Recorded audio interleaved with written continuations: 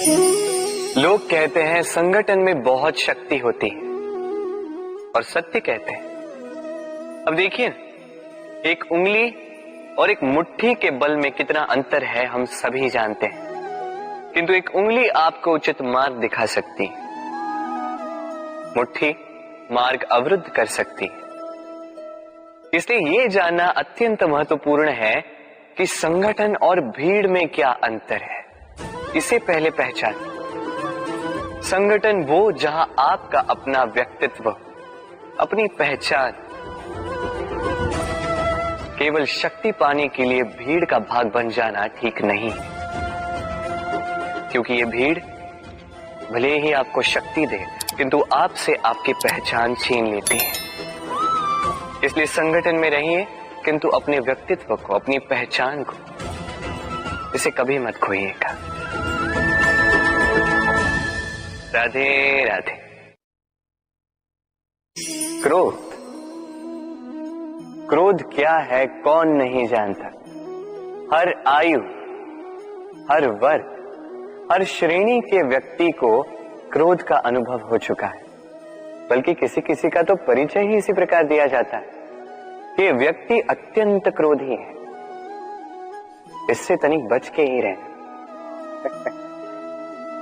अब क्रोध क्या है हम सभी जानते हैं, किंतु ये क्रोध कर क्या सकता है ये बहुत कम लोग जानते हैं। क्रोध कुछ इस प्रकार है, किसी जलते हुए अंगारे को पकड़ना और किसी और की ओर फेंकना।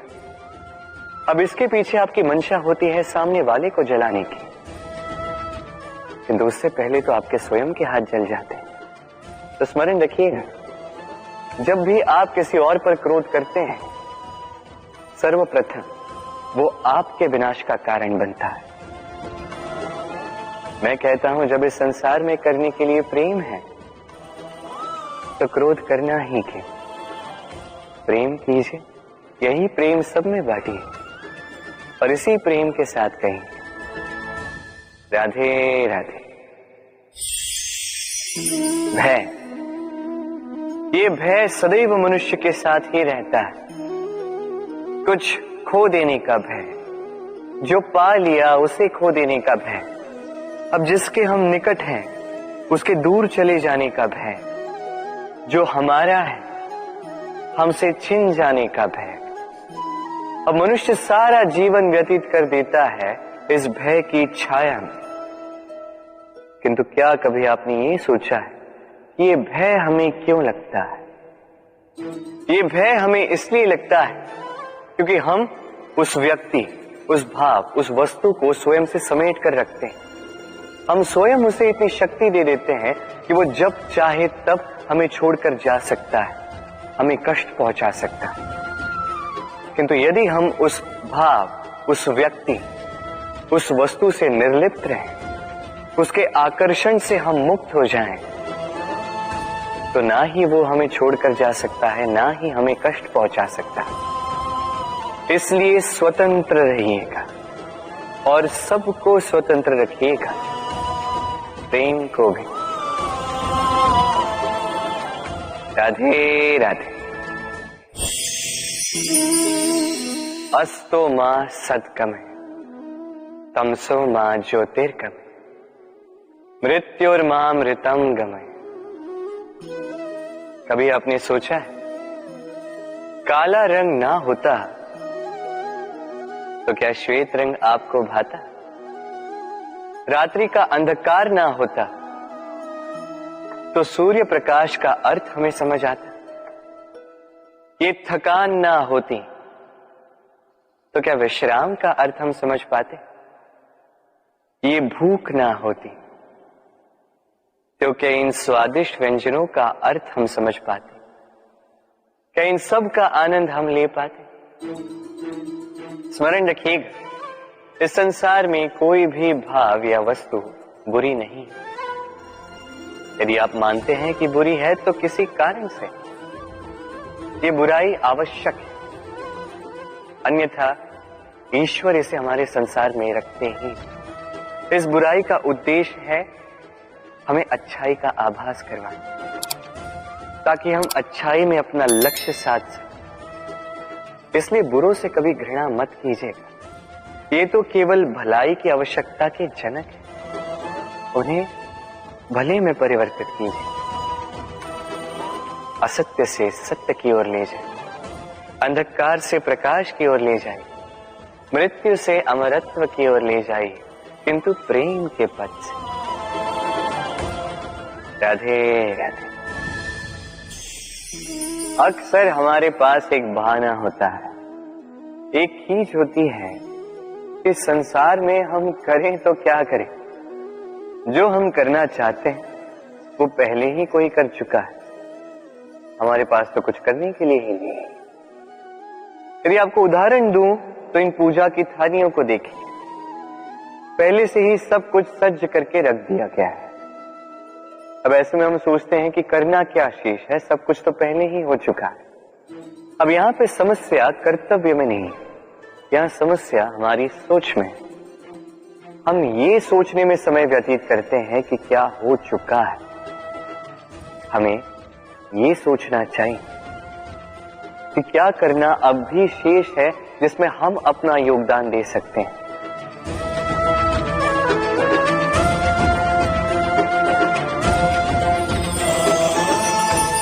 समझे? संसार में ऐसा कोई कार्य नहीं जो पूरा हो। आप सदैव उसे आगे बढ़ाने के लिए प्रयास कर सकते हैं, आप उस कार्य को और श्रेष्ठ बना सकते हैं। बस आवश्यकता है तो सकारात्मकता की। राधे राधे।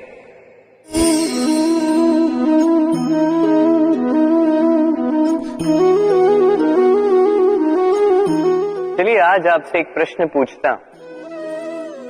मनुष्य अंधकार से भयभीत रहता है, ऐसा क्यों?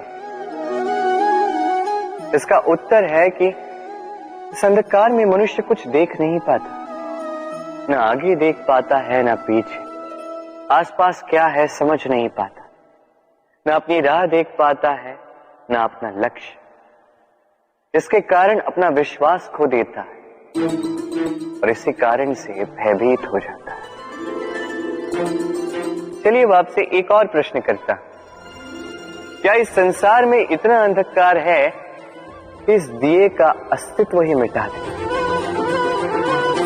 नहीं, उल्टा ये दिया अंधकार को चुनौती देता है, स्वयं जलकर संसार को प्रकाश देता है ये छोटा सा दिया।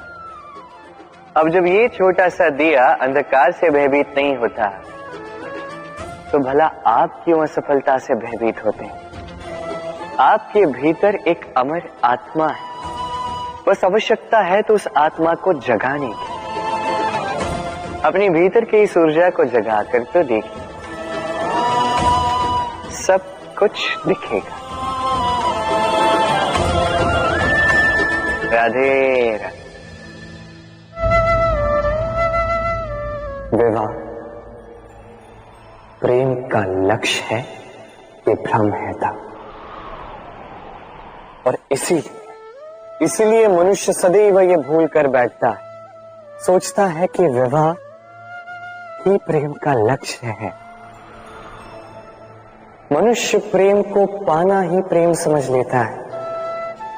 अब देखिए ना, इस संसार में कुछ ऐसे भी भाग्यशाली लोग हैं जिनका विवाह उनके प्रेम के साथ होता है।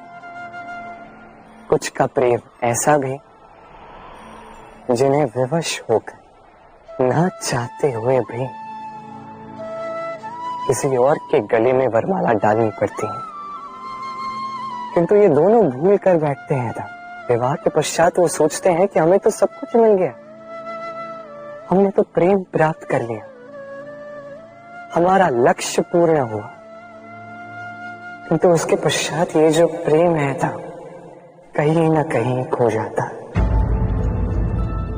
और जिन्हें प्रेम ना मिला वो प्रेम ना मिल पाने की पीड़ा में प्रेम ही भूल जाते हैं। समर्पण, 100% निस्वार्थ समर्पण, वो समर्पण जो किसी मां के मन में अपनी संतान के लिए होता है। क्योंकि ये प्रेम दाऊ, ये प्रेम पाना नहीं है, ये प्रेम देना है। अपने आप को, अपने अस्तित्व को, अपनी आत्मा को समर्पित कर देना। ये प्रेम ना ही शारीरिक है, ना ही भौतिक। ये प्रेम तो अपनी आत्मा का समर्पण है। ये विवाह एक संबंध अवश्य है और इसमें कुछ भी अनुचित नहीं। ये विवाह प्रेम से प्रतिबंधित नहीं है था। ये प्रेम कहीं ऊंचा है। अब यदि मैं आपको उदाहरण दूं, तो क्या राधा के विवाह के पश्चात मैं उसके सुख की कामना करना छोड़ दूं? कैसे मैं प्रयास न करूं कि राधा जीवन में सदा सदा के लिए सुखी रहे? क्या मेरे मन में राधा के लिए प्रेम कम हुआ? कृष्ण का राधा के प्रति प्रेम कृष्ण में समाहित है ना? दाऊ, ये प्रेम पाप तब बन जाएगा जब इस प्रेम के बदले हम कुछ चाहेंगे। किंतु यदि ये प्रेम समर्पित हो तो ना ही ये अनीति है, ना ही ये पाप है। पर सेतु बांधने की कथा के विषय में तो आपने सुना ही होगा। श्री राम की सेना को 100 योजनों के समुद्र को पार करके लंका पर आक्रमण करना था। वास्तुकार, नल और नील ने सेतु बांधने का उपाय सोचा, किंतु अब सेतु बांधा कैसे जाए? समुद्र इतना गहरा है, कितने पत्थर डाले जाए कि पार करने लायक स्थान हम समुद्र से ले सकें। तब किया गया एक काम, पत्थरों पर लिखा गया राम का नाम, और जब इन पत्थरों को सागर में फेंका गया तब वो तैरने लगे। अब कोई कहेगा ये राम के नाम की महिमा है, कोई कहेगा ये नारायण का कोई चमत्कार है, किंतु नहीं, ये राम का वो गुण है, उनके व्यक्तित्व की वो महानता है जिसने उनका प्रतिनिधित्व किया। कि पत्थर भी इस सागर में तैरने लगे।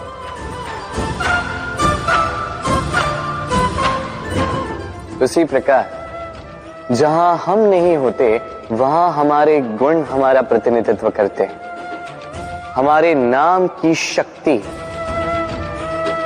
हम स्वयं बनाते हैं अपने कर्मों से, अपने गुणों से। अब चयन आपका है। आपके नाम के सहारे कोई विपदा से बाहर निकल आता है या आपके अपयश के दुष्कर्मों से कोई डूब जाता है। अच्छे से चयन कीजिए। राधे राधे। कभी किसी पंछी को देखा है? जब उसे अंडे देने होते हैं तो वो सर्वप्रथम एक स्थान खोजता है, एक स्थान जो वर्षा, धूप, शत्रुओं से सुरक्षित हो। फिर वो अपना घोंसला बनाता है, फिर अंडे देता है, और फिर जब उन अंडों से नन्ही संतानें निकल आती हैं तो उन्हें भोजन देता है, उनकी सुरक्षा करता है। परंतु जब उनके पंख निकल आए तो ना उन्हें भोजन देती है, ना ही उन्हें घोंसला बनाना सिखाती। उड़ने की कला सिखाती है बस। फिर वो नन्ही संतानें उड़ने की कला सीखकर स्वयं अपना भोजन लाना सीख जाती है, स्वयं घोंसला बनाना सीख जाती है। और हम मनुष्य क्या करते हैं? संतान के बड़े होने के पश्चात भी उनकी चिंता में सूखते हैं, प्रयास करते हैं कि उनके लिए घर बना सके, अपनी संतान को और भी शक्तिशाली बनाने के स्थान पर पंगु कर जाते हैं। जीवन में वही कीजिए जो एक पंछी करता है। अपनी संतान को उड़ने की कला सिखाई, संस्कार दीजिए और एक समय के पश्चात उसे स्वयं अपना आकाश चुनने को मुक्त कर दीजिए। राधे राधे। अब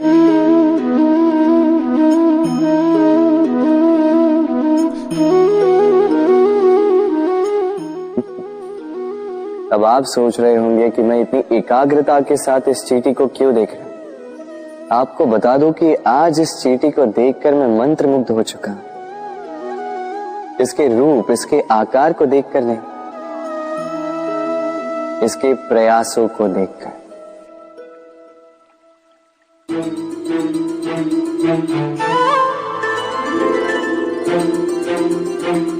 आप जानते हैं, अनगिनत प्रयासों के पश्चात चींटी अपना एक छोटा सा घर बना पाती, जो अन्य जंतुओं के लिए सरल सी बात है। वो चींटी के लिए उसके जीवन की सबसे बड़ी घटना, सबसे बड़ी सफलता है।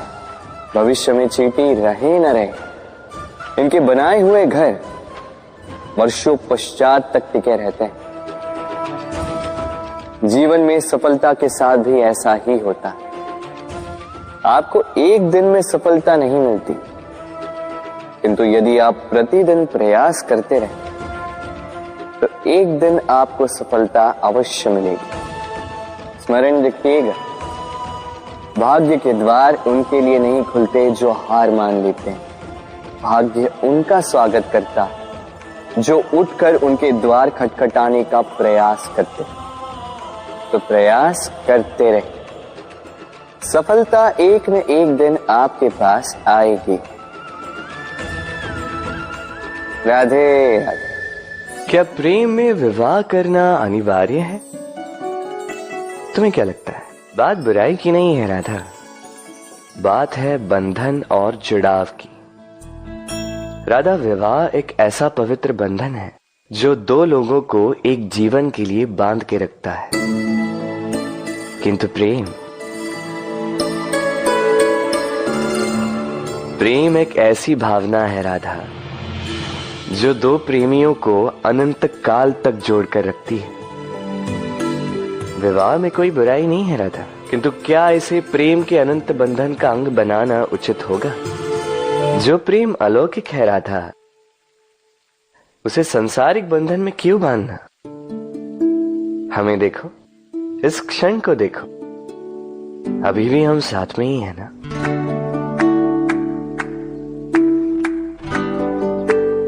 प्रेम भी यही सिखाता है राधा कि दो लोग, दो प्रेमी पूरे अस्तित्व के साथ हर क्षण एक दूसरे के संग बिताएं, बिना भविष्य की चिंता किए और इन आशाओं और आकांक्षाओं के खेल से परे होकर एक दूसरे को समझें।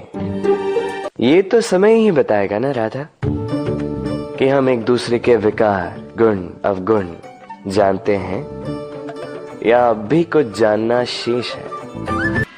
ये ताला देख रहे हैं आप? ये ताला प्रहार से भी खोला जा सकता है, प्यार से भी खोला जा सकता है। अर्थात इस ताले को आप इस चाबी से भी खोल सकते हैं, इस हथौड़े से भी खोला जा सकता है, किंतु खुलने में अंतर होगा। यदि आप इस ताले को प्रहार से खोलोगे तो ये पुनः काम नहीं आएगा, किंतु यदि आप इसे चाबी से खोलोगे तो ये सदा काम आएगा। हमारे जीवन में संबंध भी कुछ इसी प्रकार होते हैं। हमारे जीवन के आनंद रूपी धन की रक्षा करते हैं, किंतु प्रेम से। यदि क्रोध से किया जाए तो फिर वो किसी काम के नहीं रहते। इसलिए उन्हें सदा प्रेम की चाबी से खोलिएगा, क्योंकि हर बार नया ताला ला सकते हैं आप, नए संबंध नहीं ला पाएंगे। राधे राधे।